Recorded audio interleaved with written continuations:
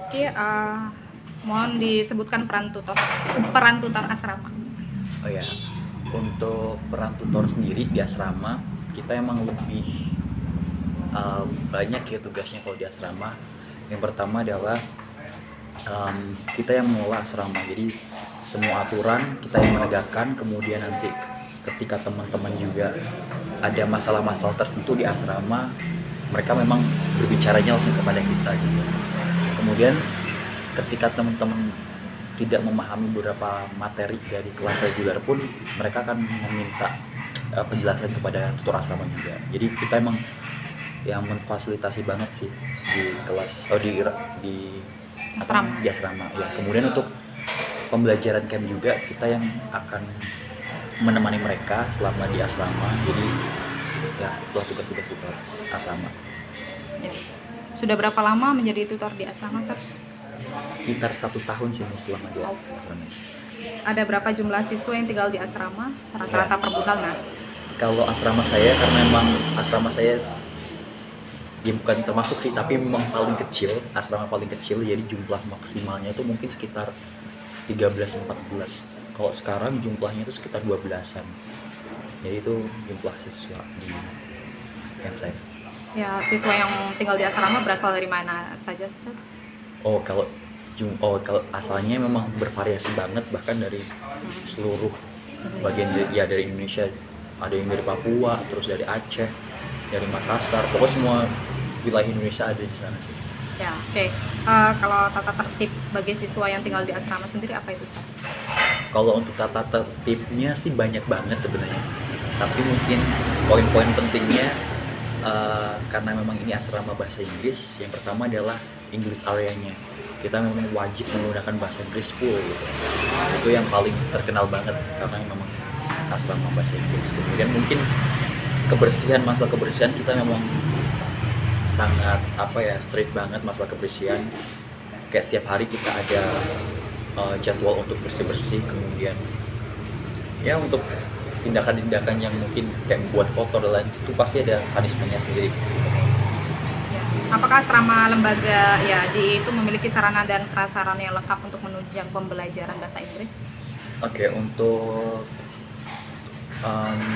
media atau alat-alat ya yang bisa digunakan untuk pembelajaran, kalau papan tulis kita memang wajib lah untuk ada itu ya. Kemudian speaker, kita juga punya speaker untuk menunjang pembelajaran. Mungkin itu aja sih kalau untuk masalah pembelajaran. Oke. Berapa kali program pembelajaran di asrama? 2 kali dalam kali? sehari. Ya, mohon dijelaskan. Oh ya. Mulai pukul berapa saja dan berakhir pukul berapa? Ya, jadi 2 kali sehari itu memang diadakan pada pagi sama malam hari. Nah, untuk yang pagi itu kita mulai start jam 5 sampai jam 6. Kemudian untuk yang malam itu mulai pukul 6:30 sampai maksimal tuh jam 8. Jadi memang kenapa kok maksimal jam 8? Jadi karena kadang kita memberinya 1 jam atau kadang satu setengah jam, jadi nggak boleh lebih dari itu, karena teman-teman kalau di asrama itu kadang udah capek dan lagi capek, jadi disesuaikan aja. Ya. Untuk program pagi biasanya materi yang dipelajari apa saja, Sir? Oke. Untuk masalah materi program camp, sebenarnya kita tuh nggak punya standar sama sekali, karena memang kita pure menyesuaikan dengan kondisi teman-teman di camp. Karena kan camp itu memang dicampur jadi satu, yang dimana mereka ada yang fokusnya berbeda, ada yang mungkin fokus ke TOEFL, IELTS, atau mungkin fokusnya ke speaking, atau mungkin mereka ada yang mulai dari basic banget, ada yang ada yang dari atas. Jadi kita memang pure menyesuaikan dengan kondisi teman-teman. Nah, tapi kita sebagai tutor sebenarnya biasanya berdiskusi kira-kira kalau pagi itu enaknya dikasih apa ya, kalau malam apa. Kalau pagi sendiri memang kita lebih mengarah ke banyak ke gamesnya sih, lebih sesuatu yang seru-seru, walaupun memang tetap dicampur dengan materi kayak speaking, hal kayak gitu. Oke. Kayak ungkapan-ungkapan idiom seperti Ya, idiom itu. juga Okay.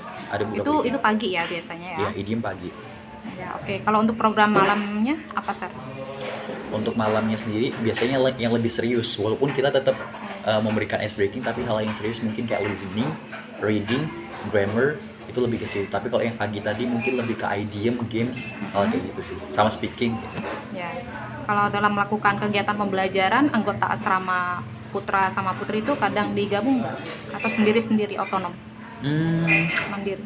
Kalau untuk program camp Mm-mm. itu memang kita sendiri-sendiri, kita nggak ada digabung-gabung. Walaupun kadang kita ini inisiatif tutor sendiri sih.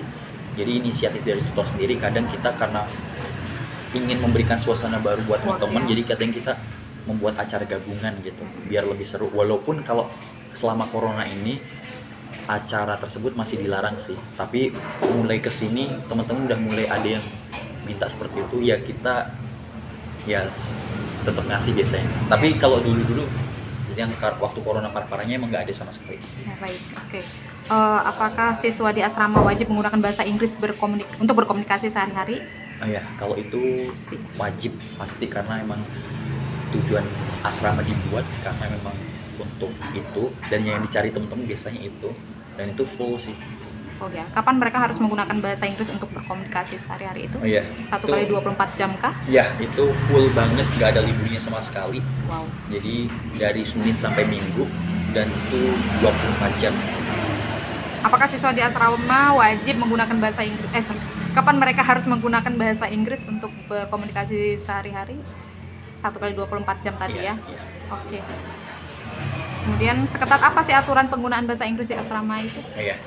Kalau untuk masalah ketat atau enggaknya itu memang tergantung dari tutornya masing-masing ya, untuk tergantung dari asramanya masing-masing. Karena untuk aturan yang tadi pun sebenarnya setiap asrama tuh memiliki aturan yang berbeda. Kalau di asrama saya memang nggak ada liburnya sama sekali, jadi kita memang full menggunakan bahasa Inggris full tanpa ada libur. Tapi mungkin kalau di camp lain mungkin ada yang libur di hari Minggu gitu. Nah, untuk ketatnya sendiri memang tergantung dari tutornya sendiri. Kalau di asrama saya sendiri memang kita strict banget sebagai tutor, karena mungkin menurut kita sih yang dicari teman-teman kan memang itu ya English area, jadi kita berusaha untuk menjaga itu. Jadi ketika mereka mendapatkan atau ketika mereka berbicara bahasa Inggris, mereka akan mendapatkan preferensi. Bahkan ketika mereka bernyanyi menggunakan bahasa Indonesia, mendengarkan bahasa Indonesia atau menonton yang berbahasa Indonesia, mereka akan tetap dapat punishment gitu.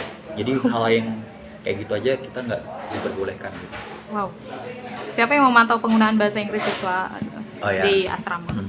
Kita sebagai tutor jelas kita sebagai itu ya, sebagai Tidak ada asistennya ya? Ya nggak ada. Jadi memang kita pure semuanya, yang mengatur semuanya, dan kita yang mengawasi teman-teman di sana. Ya. Kapan mereka diperbolehkan untuk berbicara dalam bahasa Indonesia di asrama? Tidak sama sekali? Iya, tidak sama sekali. Oke. Apa sanksi yang harus siswa terima jika mereka tidak mentaati peraturan menggunakan bahasa Inggris untuk berkomunikasi sehari-hari di asrama? Oke, kalau mereka nggak mengikuti, kita akan memberikan punishment berupa uang.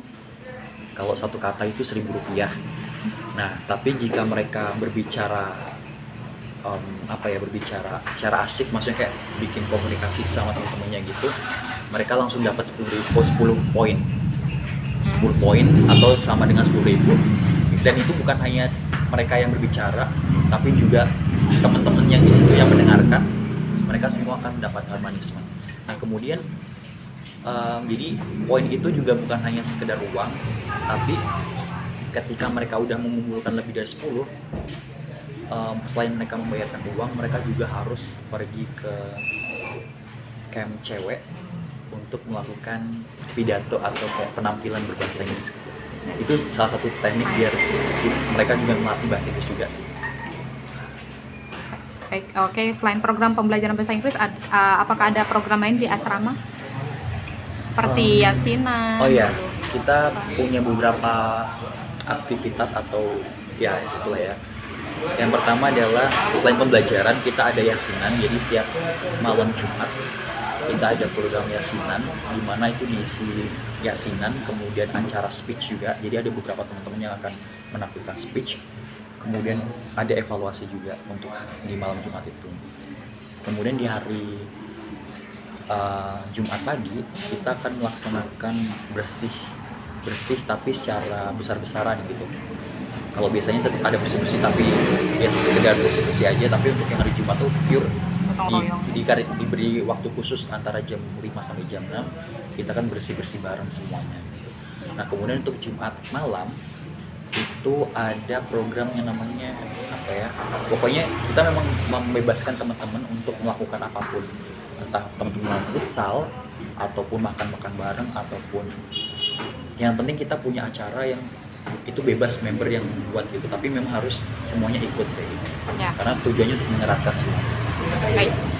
Yang merancang kegiatan pembelajaran di asrama tutor sendiri atau bagian kurikulum lembaga atau bagaimana, Sir?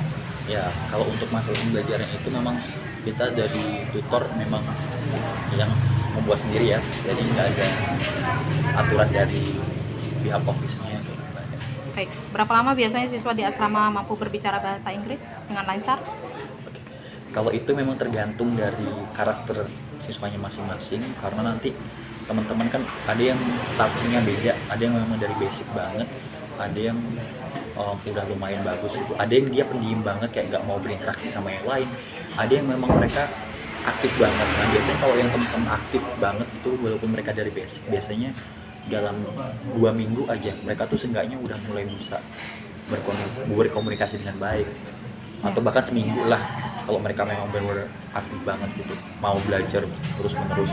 Tapi kalau teman-temannya mungkin pasif kayak mereka pendiam dan lain, kalau mereka dari basic memang itu membutuhkan waktu yang lebih lama sih untuk bisa, mungkin sebulanan baru bisa. Oke. Apa yang biasanya siswa lakukan ketika ingin berbicara bahasa Inggris namun stuck gitu pada kosakata? Oke. Memang kita ada ketentuan untuk itu. Sebenarnya siswa diperbolehkan menggunakan how to say. So, setelah teman-teman menggunakan how to say itu bisa diikuti oleh kata berbahasa Indonesia-nya. Tapi saya sendiri selalu menekankan kepada teman-teman jangan, sebisa mungkin jangan menggunakan how to say gitu. Sebisa mungkin teman-teman cari dulu di dalam kamus ataupun di apa ketika teman-teman nggak tahu. Kalau teman-teman nggak tahu sama sekali baru coba pakai how to say, karena kalau teman-teman langsung menggunakan how to say biasanya teman-teman tuh nggak mau mengulanginya lagi gitu, jadi kayak sekedar oh ya itu gitu, jadi kayak nggak ada proses pembelajaran gitu. Tapi ketika teman-teman mencoba untuk mencari dulu terlebih dahulu, kayak akhirnya ada proses pembelajaran di situ. Jadi gitu. Jadi salah satu caranya ya dengan menggunakan how to say sih sebenarnya. Oke. Peruntukan uang punishment itu sendiri untuk apa, Sir? Oh ya, untuk uang punishment memang digunakan untuk, karena kita memang nanti setiap ada teman-teman yang pulang, kita ada acara farewell party kayak acara makan-makan dan kayak gitu, uang itu memang harus habis waktu itu juga. Jadi ketika ada teman-teman yang mau pulang, memang uang itu harus dihabiskan saat itu juga. Jadi biasanya digunakan untuk menambahi atau ya buat menambahi si acara farewell party itu sih. Dan kadang oh iya di setiap yasinan juga kita kan juga ada cara makan-makan juga, biasanya digunakan untuk acara itu juga sih. Jadi bukan untuk tutor pribadi ya? Iya, nggak ada itu. Apakah di asrama ada kegiatan bersih-bersih, Sir? Oh iya, kalau bersih-bersih sendiri kita emang bahkan tiap hari ya nggak ada liburnya sama sekali. Jadi semua member memang diminta untuk bersih-bersih dari hari Senin sampai Minggu. Begitupun tutor juga ada jadwalnya sebenarnya untuk bersih-bersih. Oke. Biaya untuk tinggal di asrama selama 1 bulan itu berapa, Sir? Kalau saya sendiri kurang paham ya sebenarnya, tapi setahu saya Include ya? sekitar, Include dengan kelas formal ya? oh ada sebenarnya, ada sendiri untuk Ada asrama sendiri. ya. Oh, Khusus ada. untuk asrama sebenarnya sekitar 300.000 Oke, sebulan. sebulan. Murah sekali. Ya. Oke. Apakah siswa yang tinggal di asrama GI itu wajib mengambil program reguler di GI juga? Kalau untuk yang pandemi kemarin, yang pandeminya masih parah-parahnya kemarin, memang untuk member diwajibkan untuk mengambil program reguler di Global English. Jadi ketika mereka memang mau tinggal di Global English, mereka wajib mengikuti program reguler juga. Tapi beberapa akhir ini pihak office mulai membolehkan ketika ada member yang memang cuma ingin mengambil campnya aja tanpa ngambil program reguler. Yang mengkoordinir uang punishment siapa, Sir? Jadi bayarnya ke siapa? Oh iya, untuk masalah pembayaran mungkin setiap asrama memiliki kebijakan masing-masing ya, tapi kalau di asrama kita sendiri memang kita mempercayakan salah satu member, jadi biar member aja yang megang gitu, jadi biar mereka sendiri tahu untuk pengelolaan atau uangnya ini kemana aja gitu, jadi biar teman-teman sendiri yang mengaturnya kayak gitu, jadi memang teman-teman sendiri. Ini udah dijawab belum ya? Untuk kepentingan apa saja pemanfaatan uang punishment tersebut? Sudah dijawab ya? Oh iya, udah tadi ya, Ya. untuk masalah yasin, untuk uang, untuk makanan dan untuk hari. Apa yang siswa asrama lakukan pada hari Sabtu dan Minggu biasanya, Sir? Kan itu hari libur ya kalau. Nah, untuk hari Sabtu Minggu memang teman-teman bebas yang mau melakukan apapun, karena itu memang hari libur. Dan walaupun kita tetap harus menggunakan bahasa Inggris, tapi biasanya teman-teman sih mau melakukan untuk main-main sih, untuk mencari tempat yang bagus di sekitar pare atau Ya. Ada program sholat berjamaah, Sir? oh iya, untuk sholat berjamaah juga kita ada di M kita, bahkan hampir 5 waktu kita melakukan sholat berjamaah. Maka dari itu kita ada jadwalnya sih, jadwal dari siapa yang membangunkan, kemudian siapa yang menjadi imam, itu nanti akan di rolling setiap harinya untuk sholat berjamaah. Baik. Untuk berapa lama biasanya siswa tinggal di asrama? Paling sedikit sih 2 minggu ya, paling sedikit 2 minggu. Untuk paling lama sih bisa terserah mereka kalau untuk lamanya, tapi kalau minimal sih 2 minggu. Ya, oke. Siswa di asrama ada yang baru dan lama nah ya. Bagaimana perlakuan tutor dalam menangani hal tersebut dalam aspek pembelajaran tentunya? Oh iya, itu salah satu hal yang menjadi tantangan sih buat tutor gitu, karena mereka memang di tempat yang sama tapi kemampuan mereka berbeda, kemudian tujuan mereka juga berbeda, jadi itu tantangannya sangat lumayan ya itu ya. Nah, tapi kita sebagai tutor memang berusaha untuk mengkondisikannya dengan baik. Mungkin ketika speaking memang kita berusaha untuk mengkelompokkan sesuai dengan kemampuan mereka masing-masing. Nah, atau ketika kita kadang saya juga meminta mereka untuk melakukan micro teaching atau study club bentuk kecil gitu, atau mereka membuat grup terus mereka melakukan study club. Biasanya saya campur kalau kayak gitu, karena mungkin ada yang jago yang mungkin mereka bisa mengajari teman-teman yang lain, sekalian mereka juga review apa yang udah mereka pelajari, seperti itu sih. Ya. Kalau fasilitas yang diberikan oleh lembaga kepada tutor asrama apa saja? Khusus pribadi ke tutor. Fasilitas apa saja yang diberikan lembaga ke tutor? Kamar sih. Iya itu, maksudnya ya free gitu ya menempati asrama. Iya, itu fasilitas. Ya, jadi free untuk menempati asrama sih. Dan yang pasti mendapatkan salary. Iya. Fasilitas apa saja yang diberikan oleh asrama kepada siswa? Untuk apa ya? Mungkin air minum. Oh ya itu. Kemudian mungkin kita emang ada dapurnya, mungkin ya itu yang bisa digunakan oleh teman-teman. Satu ruangan itu berapa siswa biasanya satu kamar? Oh ya, untuk kapasitasnya memang maksimal 3 orang dan antara 2 sampai 3 sih. Oke.